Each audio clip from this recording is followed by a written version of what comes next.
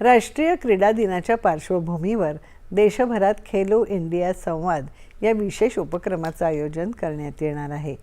27 ऑगस्टला होणाऱ्या या कार्यक्रमात देशभरातील 1600 ठिकाणांहून 8 लाखांहून अधिक युवक सहभागी होणार आहेत। या कार्यक्रमात पंतप्रधान नरेंद्र मोदी युवकांना आभासी माध्यमातून संबोधन करणार असून युवा सहभाग, क्रीडा विकास आणि राष्ट्र निर्माण या विषयावर यावेळी चर्चा होणार आहे।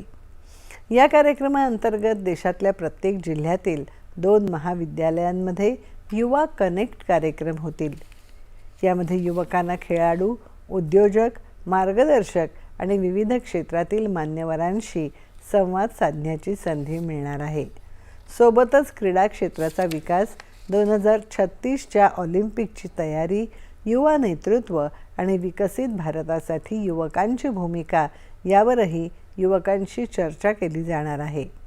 पंतप्रधानांच्या संबोधनानंतर स्थानिक पातळीवर युवा संवाद होईल। यामध्ये माय भारत स्वयंसेवक आणि स्थानिक खेळाडूंचा सहभाग असेल।